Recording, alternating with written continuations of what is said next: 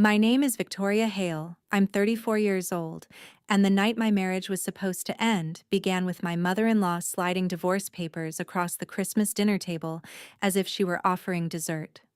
"Sign it," she said, calm and polished, her diamond bracelet catching the candlelight. "It's the best thing for everyone. You know why." My husband didn't say a word.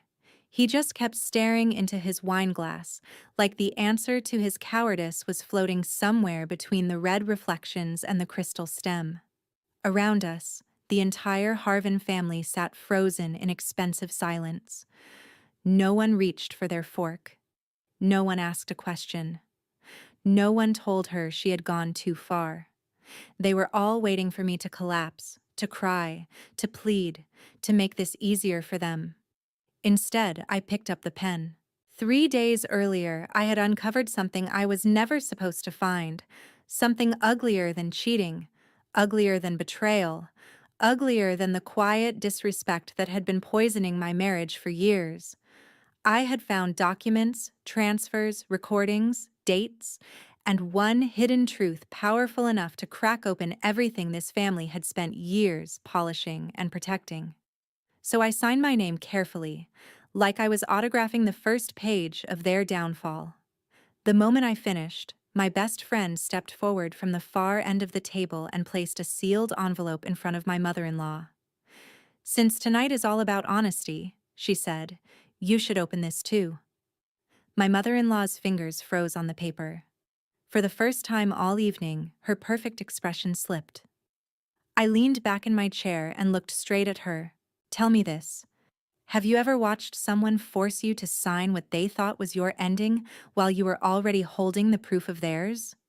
Before I tell you what was inside that envelope, and why her face turned white in front of the whole family, tell me, what time is it for you right now? And where are you watching from?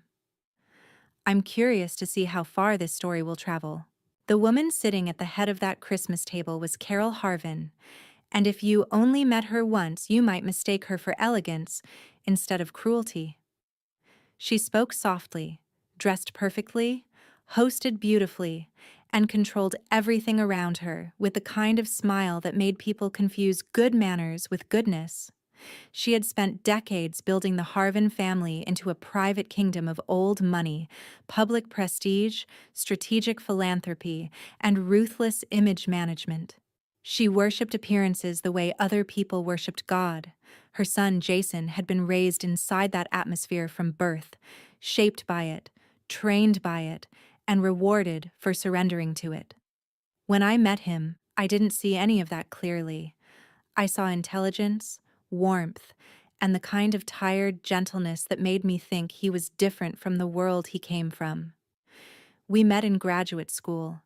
He made me laugh in a library when I was drowning in deadlines. He remembered the small things I said. He stood in the rain with me outside a coffee shop just because I wasn't ready to end the conversation. He told me he felt most like himself when he was with me, away from his family, away from expectations, away from the machinery of legacy. I believed him. At the time, I think he believed himself too. But love with a man like Jason came with a hidden condition I didn't understand until much later. He could be loving in private as long as that love was never forced to confront the system that raised him. The first year of marriage was not a disaster. That's what makes stories like mine so dangerous. They rarely begin with obvious violence. They begin with compromise disguised as peace. The pressure arrived slowly, almost artistically. It came through dinner invitations, polished comments, decor choices, and framed photographs. A month after our wedding, Carol insisted on refreshing the walls in our home because she said married life deserved proper visual continuity. I came home from work one evening to find decorators hanging a curated gallery in the hallway outside our bedroom. There were wedding portraits, multi-generational Harvin family holiday portraits, black and white photos of Jason as a child, and old images of Carol holding him like a queen, displaying an heir. At first it felt strange, but harmless. Then I started noticing the pattern. A framed photo of Jason holding his infant cousin was placed near the nursery room we planned to use as an office. A silver frame on the mantel showed 3 generations of Harvin men, with a note Carol slipped beside it that read, "Family is strongest when the line continues." At Thanksgiving, she handed me a knitted baby stocking and called it a joke. At Easter, she left a pair of tiny white shoes in a gift bag with no card. At summer brunches, she would smile and ask, "Any good news yet?" As if my body were a project update she was entitled to receive. The pressure was never loud enough to make other people uncomfortable, which is how women like Carol survive. They don't attack in ways the room can condemn. They attack in ways only the target fully feels. At family dinners, she would compliment mothers for understanding their purpose.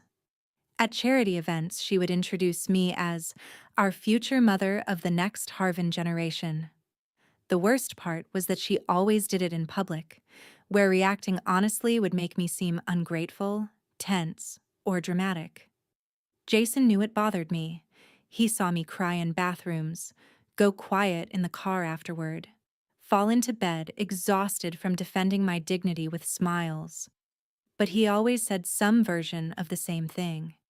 "You know how she is," or "She doesn't mean it like that," or "I'll talk to her, just not tonight." There was always a reason to postpone courage. There was always a reason I had to be patient one more time. I began to understand something painful. Jason was not an openly cruel man, but he had been trained to survive discomfort by letting women absorb it for him. His mother created it. I endured it. He called that balance. The deeper damage came from what it did to me internally.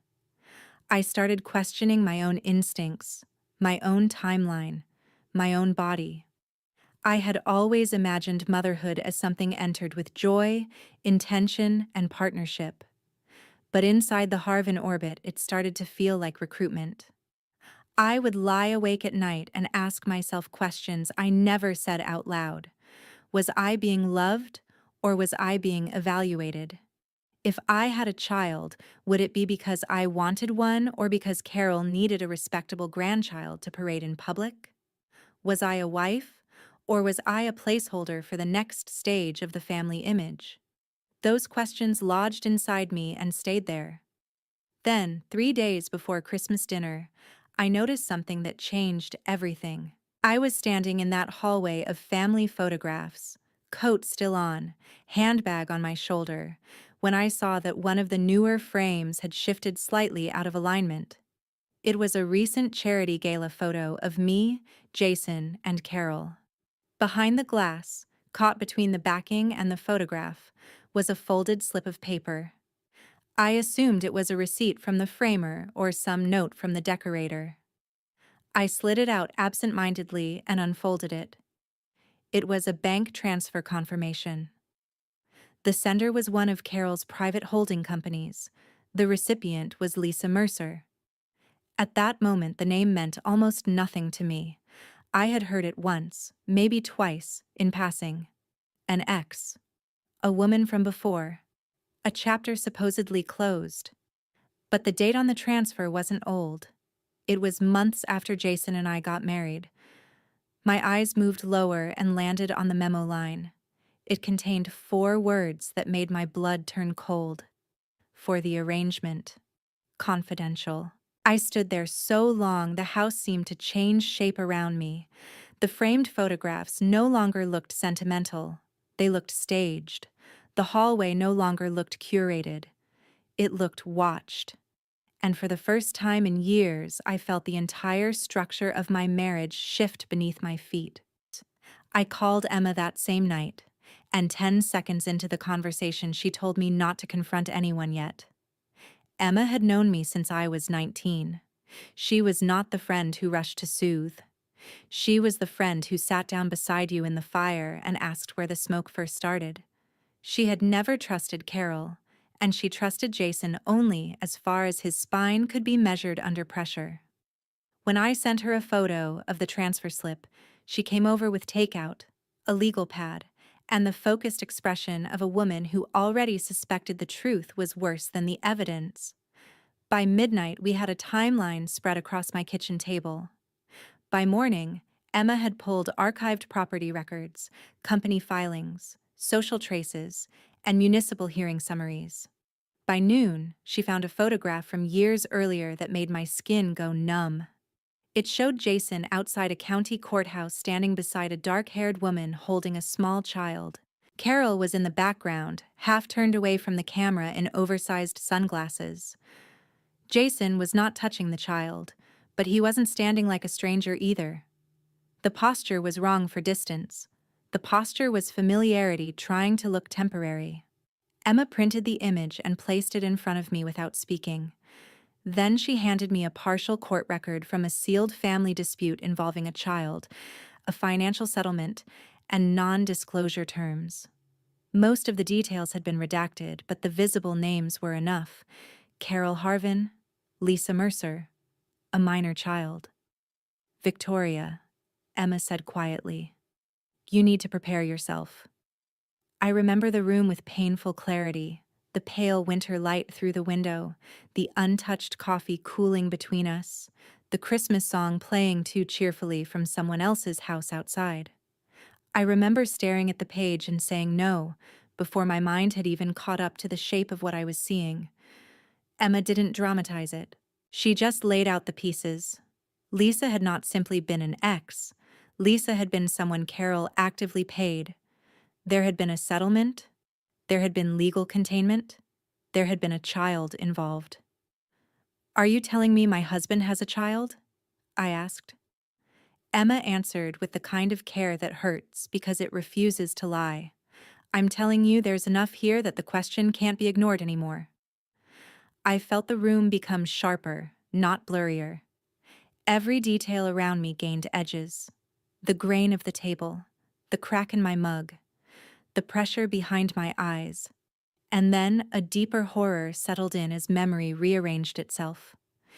Every time Carol pressured me to get pregnant, every toast to future heirs, every little pair of baby shoes, every loaded joke, every invasive smile, it all looked different now. Not longing, strategy, not a family eager for children, a family desperate to overwrite one. That evening, after Jason got home, I waited until he showered and opened the old family laptop he barely used anymore. Years earlier, he had synced it to a cloud archive and forgotten half of what still lived inside. I searched Lisa's name. I found emails, travel records, old photos. Then I found an unlabeled audio file with a date from before our wedding. I clicked it. Carol's voice came first. You will end this now, Jason. Do you hear me? That woman is not becoming part of this family. Then Jason, younger, strained, angry. She's pregnant. I actually stopped breathing. There was a rustle, a scrape. Then Carol again, colder than stone. Then we handle it quietly. She takes the settlement. There will be terms. The child will never carry the Harvin name publicly.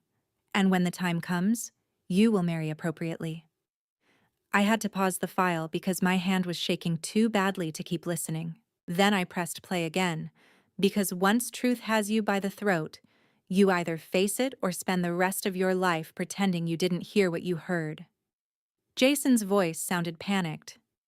He said he thought the child might be his. Carol told him uncertainty was useful. She said scandal could be managed if everyone followed instructions. She said men in their family had made mistakes before, and those mistakes had always been kept private. She said once he married the right woman, the rest of his life could proceed cleanly. The right woman. Me. The line that broke something in me wasn't the pregnancy. It wasn't even the settlement. It was the realization that my marriage had been treated as a cleansing ritual. I was not chosen in defiance of the family system. I was absorbed by it.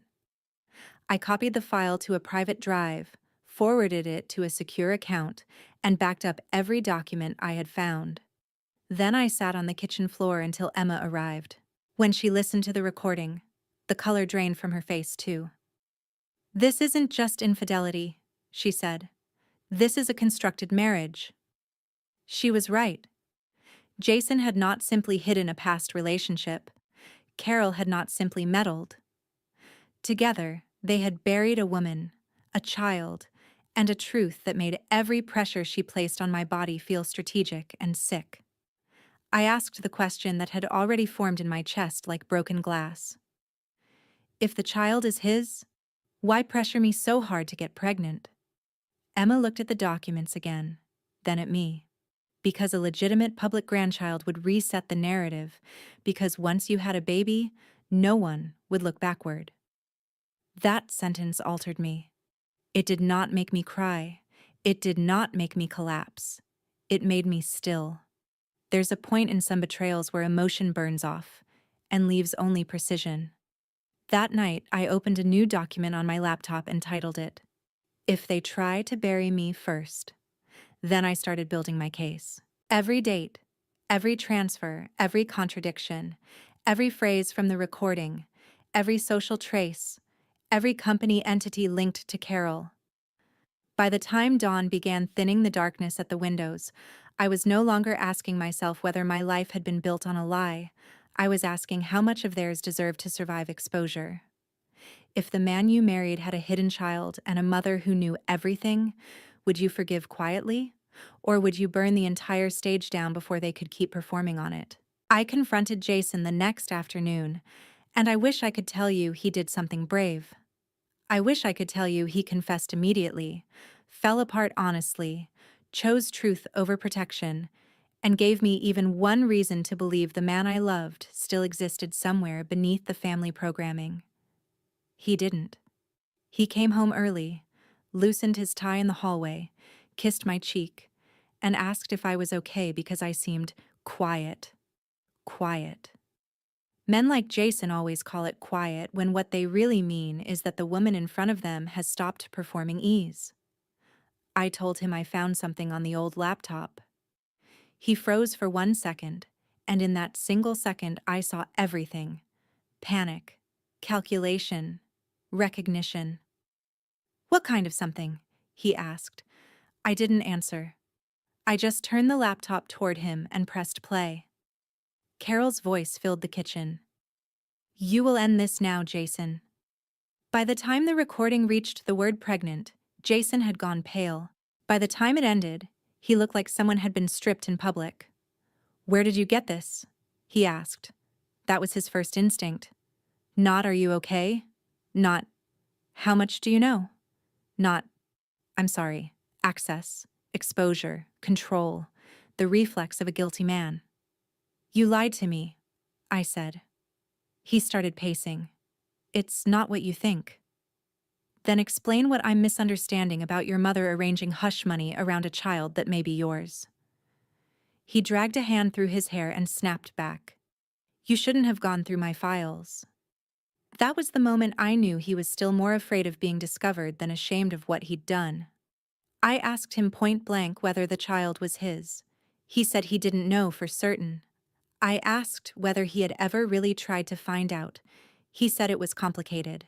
I asked if he knew Carol paid Lisa. He said his mother handled things.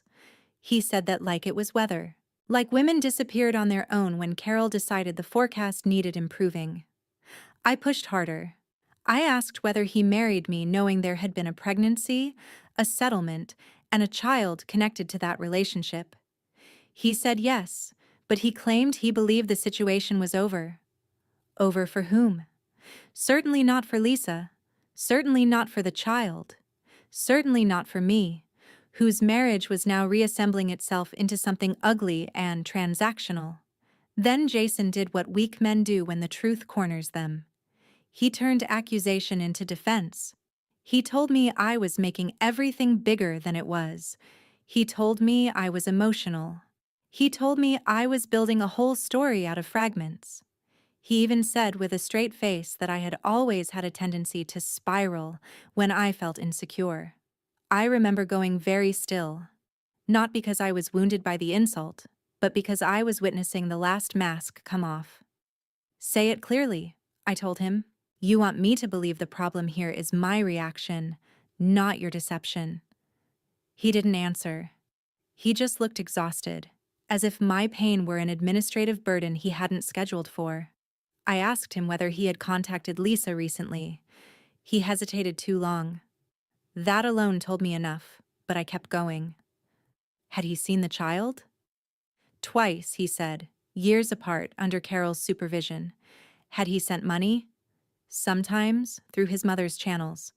Had he told me any of this before marriage? No. Had Carol pressured me to get pregnant because there was already a hidden grandson?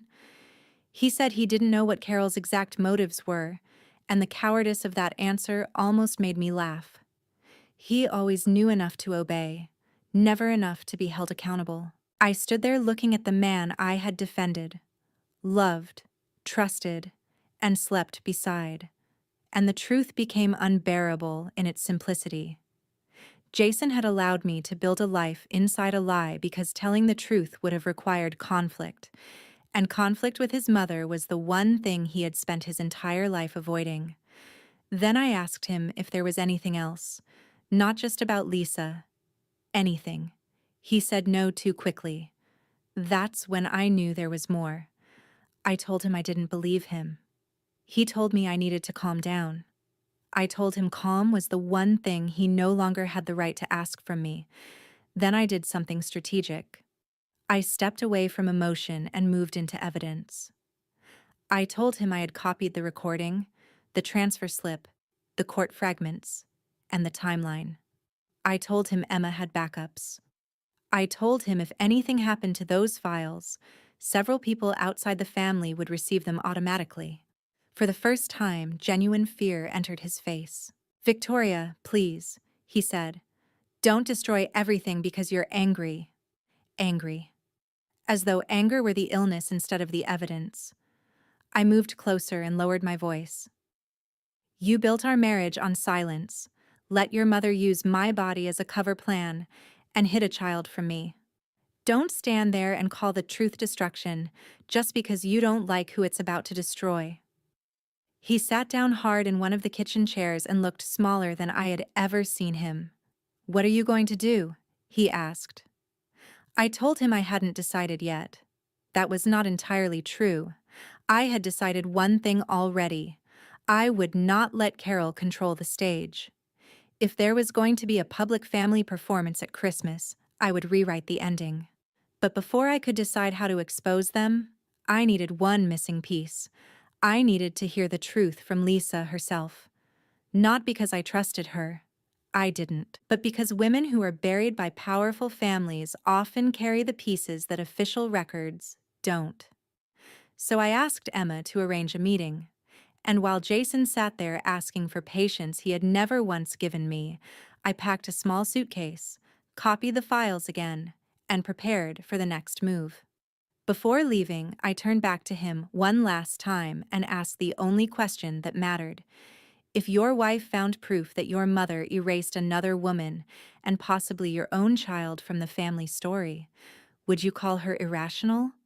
Or would you finally admit she was the only honest person left in the room? I met Lisa Mercer in a bar downtown 2 nights before Christmas, and the first thing I noticed was that she looked like a woman who had survived being edited out of someone else's life without ever fully disappearing.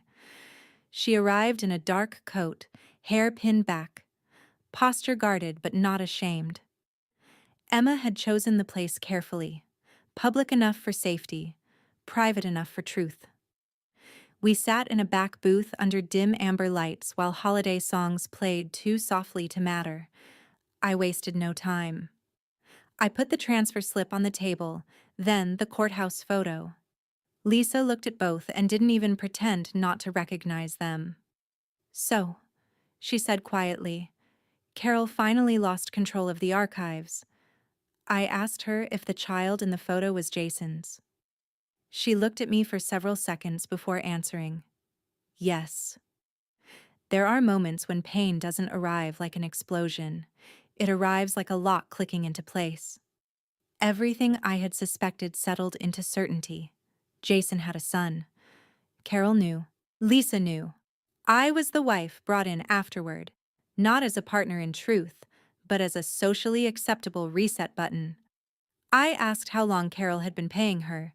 Lisa said the arrangement began when she got pregnant and lasted, inconsistently, for years. Housing, legal fees, quiet transfers, threats dressed as advice, promises dressed as protection. Carol convinced her that fighting would destroy the child, destroy Jason, destroy everyone. I asked where Jason stood in all of it. Lisa gave me a look I still remember because it held both contempt and pity. "Where do men like Jason always stand?" she said. "Close enough to benefit, far enough to deny responsibility." I asked whether Jason had contacted her recently. She hesitated, and that hesitation told me more than any answer could have. "Months ago," she admitted. "He said he wanted closure. Then he said he wanted to see if we could talk. Then he started saying he had made the wrong choice. The wrong choice. Meaning me. Or maybe meaning the whole life he let his mother script for him. Either way, I felt something inside me cool even further. I asked the question directly. "Did you know he was married when you answered him?" Lisa said yes. She didn't soften it. She didn't lie. She didn't say she thought it was over. She said yes. That honesty did not redeem her, but it did sharpen the shape of her guilt. She knew exactly where I stood and stepped into the shadows anyway, because Carol had once treated her like disposable collateral, and Jason had kept her emotionally half alive with false regret. She was not an innocent bystander. She was a woman who had been wronged and then became willing to participate in someone else's humiliation because pain had made her morally tired. I told her that. She didn't argue. Then I played the audio file. Carol's voice moved through the table like poison. "The child will never carry the Harvin name publicly." Lisa covered her mouth and went still. Her eyes filled before the clip even ended. "She told me she was protecting him," Lisa whispered. "She told me he was too weak to fight, but not cruel." I almost laughed at that, because weakness protected long enough always becomes cruelty. I asked why she came back into Jason's orbit at all. She said because one of the promised payments had stopped, because her son was old enough to ask questions, because Carol no longer scared her the way she once had, and because some part of her wanted Jason to look at what he had abandoned. I asked if Carol ever mentioned me. Lisa nodded. She said once he married the right woman, the family could move on. Later, she said if you got pregnant quickly, no one would ever look backward. That line struck with a force that felt almost physical. There it was, stated plainly by another mouth. My body had been part of the cover plan. My future child had been intended as narrative replacement. I realized then that whatever revenge looked like, it could no longer be private. This wasn't just betrayal inside a marriage. It was a strategy executed by a family system built on disappearing women and rebranding the damage. Lisa then did something that turned the knife even further. She showed me a photo of the child. Noah, maybe 6 years old, dark-eyed, serious. Jason's mouth, unmistakably. Carol's rigid posture somehow already forming in the set of his shoulders. Looking at him hurt in ways I didn't expect. Not because I envied him, but because he had been used too.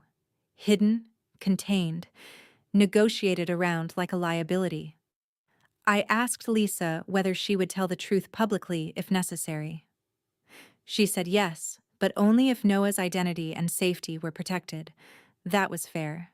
Emma, who had listened quietly through most of the conversation, finally leaned in and asked Lisa the question I had been holding back. "If Carol calls you and offers money again, are you going to disappear?" Lisa answered without delay.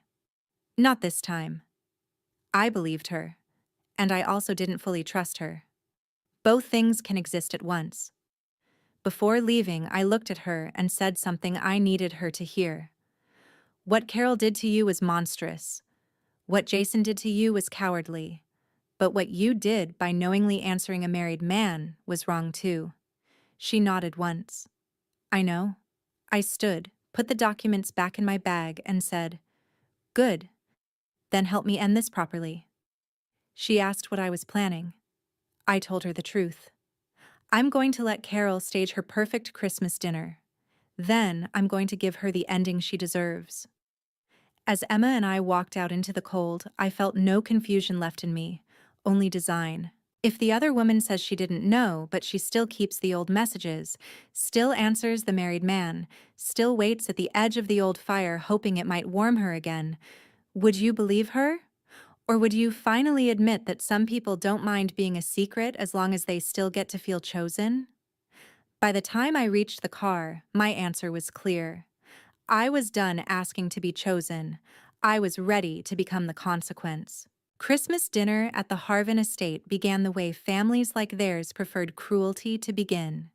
Beautifully staged and wrapped in tradition, the house glowed with candles, cedar garlands, and polished silver, as if elegance could hide rot. I arrived in emerald silk because Carol once told me only confident women could wear that color. I wanted her to watch me wear it while her world fell apart. Emma arrived late on purpose, carrying the envelope. Jason met me in the foyer, pale and tense. "Can we talk before dinner?" he asked. "No," I said. "We'll do this in front of the audience your mother loves so much." He stepped aside, just like he always had.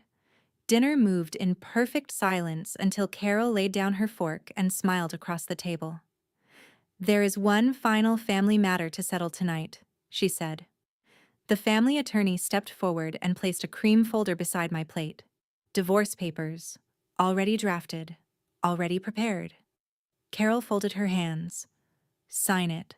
It's the best thing for everyone. You know why." Then she added, "We'll keep this private. For the honor of the Harvin family, some things must remain buried." I looked around the table. No one defended me. Jason stared down at his plate. So I picked up the pen and signed. Slowly, calmly. The room relaxed. Carol thought she had won. Then Emma stood, walked to the head of the table, and placed the sealed envelope in front of Carol. "Since tonight is about honesty," she said, "open this too." Carol frowned, then opened it. The color drained from her face. Inside were the transfer slip to Lisa Mercer, the courthouse photo, the transcript of the recording, and the paternity timeline. Before she could speak, I connected my phone to the dining room speakers and pressed play. Her own voice filled the room. "She takes the settlement. The child will never carry the Harvin name publicly." The room froze. Jason shot up from his chair. Someone whispered, "What child?" I let the clip continue just long enough for his younger voice to confirm the pregnancy. "Turn that off," Carol snapped. "No," I said. "You've had years of silence. Tonight belongs to the truth." She stood and tried to recover. "This is a painful private matter." I laughed. "No. This is the lie you buried beneath my marriage." Jason tried to speak, but I stopped him with one look. Carol said she had only been protecting the family. I answered, "You hid your grandson, paid off the mother, and pressured me to get pregnant so this family could reset its image. Don't call that protection." Then she made the mistake that destroyed her.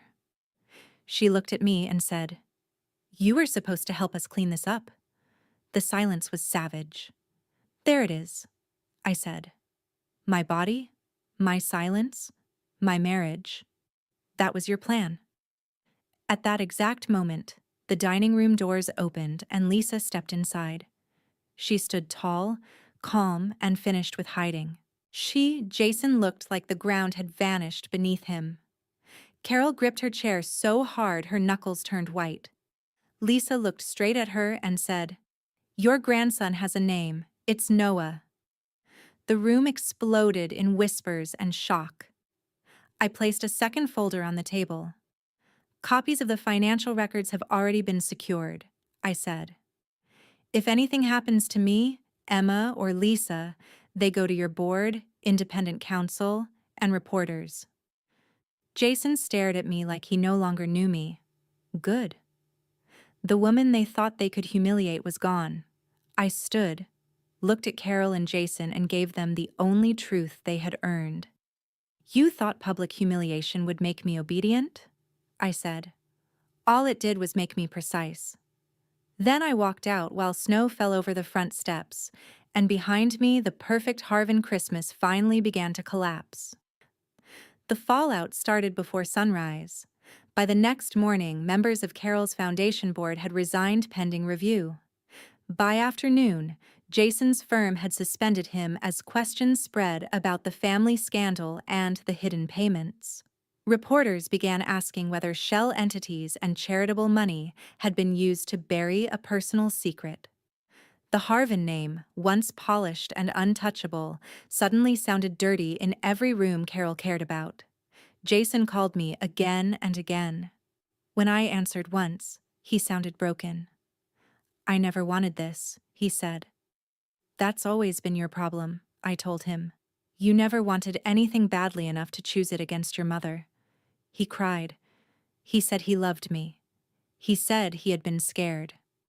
But regret that late meant nothing. "You didn't lose me because your mother is cruel," I said. "You lost me because every time life asked you to be brave, you let women pay the price for your fear." Then I hung up. I filed my own divorce response through my attorney. No confidentiality clause, no quiet settlement, no payment for silence, full disclosure, legal preservation of records. For the first time since marrying into that family, the paperwork told the truth. Then, the financial pressure tightened around Carol. The former Harvin finance associate cooperated fully, and the payment trail to Lisa opened the door to audits, frozen accounts, and foundation review. Carol was removed as chair. Invitations stopped coming. Calls stopped being returned. The women who once praised her elegance now whispered about misconduct. The donors she once charmed began disappearing. But her worst punishment was still ahead. Lisa moved forward legally to establish Noah's rights, and once the court ordered testing, Jason could no longer hide behind uncertainty. The result was definitive. Noah was his son. The child Carol had tried to bury outside the Harvin name became a legal fact no one could erase. Worse, the evidence showed Carol had used money and pressure to shape the lie around him. The trust structure she once hoped to control for future heirs was reworked under supervision. She lost influence over major family distributions. The very bloodline she tried to curate through me was permanently rewritten by the grandson she had tried to erase. Jason's punishment was different but just as brutal. He lost his marriage, his reputation, and his professional future. Once the paternity result became official, people stopped seeing him as trapped and started seeing him as what he really was: a coward who let his mother manage his conscience. Lisa did not take him back. He was left with disgrace, obligations, and the wreckage of a life he had tried to balance on lies.